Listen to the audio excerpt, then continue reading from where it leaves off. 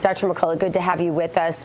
Dr. McCullough, last week, HHS Secretary Bobby Kennedy canceled contracts for those 22 mRNA vaccines covering everything from COVID to the flu. What do you think of that decision? Why am I still getting my prompts all the time to be sure that I get my vaccine, my COVID vaccine, still getting those all the time? And are there mRNA jabs at all that are safe? I got so many questions. I actually want to ask you this too. Is there even such a thing as an actual vaccine? Because I'm really tired of that word being thrown around without proper definition. We've learned that the messenger RNA vaccines, which is pseudo-uridinated messenger RNA, synthetic messenger RNA, it's not safe because there's no way to shut off production of the genetic code once it's inserted in the body. And so there's a runaway production of antigen. In the case of the COVID-19 vaccines, what makes them so dangerous is its production of the potentially lethal spike protein. RSV vaccine was on the market. It's unlimited production of the pre-fusion RSV protein. The human body wasn't meant to take on this additional load of producing foreign proteins in the body, particularly inside cells and on cell surfaces. It's going to trigger autoimmunity. In the case of the COVID vaccines, it's triggered, FDA recognized problems like heart damage, blood clots, and so much more. So I think it's very wise to kill these messenger RNA programs. The government was simply investing with companies like Sanofi and Pfizer and Moderna. We don't need governments to actually hand over money to vaccine companies. They can do their own development work.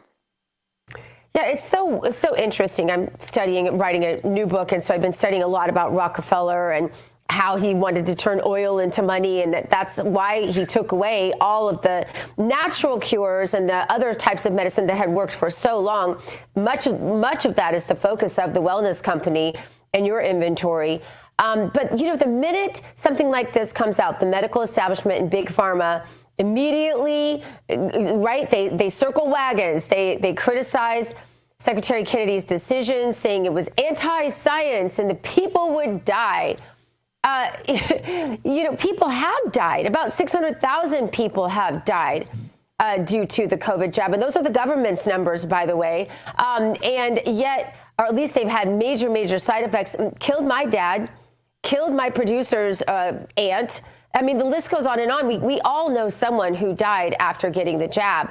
Not a lot of us know someone who died during COVID unless they were given remdesivir or one of the drugs that the government was pushing as well. So what do we do to expose them? I always think, because our circles know this stuff, right? You and I know this, like everyone on our team knows this stuff. But I was at a bed and breakfast this weekend, and someone said, "How did your dad die?" And I said, "He died from the COVID jab." And I mean, everyone was like completely put off and shocked. So this still isn't resonating with the general population, at least in some circles. People are, in a sense, in a vaccine ideology or religion. They can't possibly believe that a vaccine could do so much harm. And I outline this in a new book of vaccines, mythology, ideology, and reality, where this happened through smallpox, polio. You can almost name the vaccine. The early versions of the vaccines were grossly unsafe, and then they were refined over time. But no vaccine has saved millions of lives. That's simply a projection. That's a wishful thinking. Every vaccine has risks and benefits, and it has to be considered like any other drug.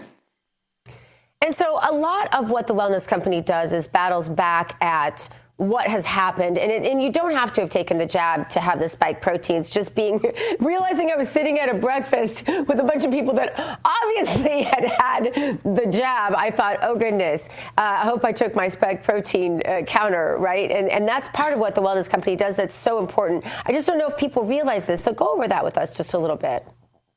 The Wellness Company is the only company that's completely in line with Robert F. Kennedy's vision for Make America Healthy Again. So we offer nutraceuticals and supplements, self-directed emergency medical kits, telemedicine, but very importantly, we've provided a solution for people who have had COVID or who have taken the vaccine. It's based on my research, McCullough protocol-based spike protein detoxification. The lead product is the ultimate spike detox, combination of natural ingredients that allows the body to clear the spike protein.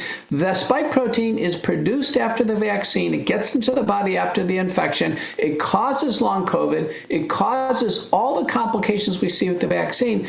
And as the spike protein goes down with the ultimate spike detox, and we demonstrate that in the laboratory, patients get better. And I understand you have a veterinary kit as well. I went on your website. I couldn't find it. So I just need someone. I'm throwing you a lifeline here. I need someone to tell me how to get that. Send me that link because it's important because veterinary medicine has been corrupted.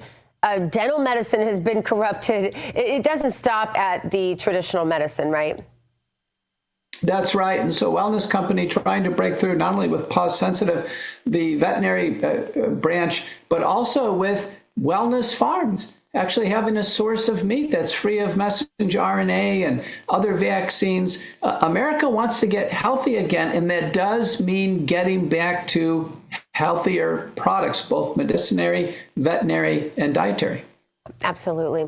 Dr. Peter McCullough, they should call you a vaccine because you are saving lives. That would be a lot more accurate than any of the mRNAs out there. Thank you so much for being with us. Thank you.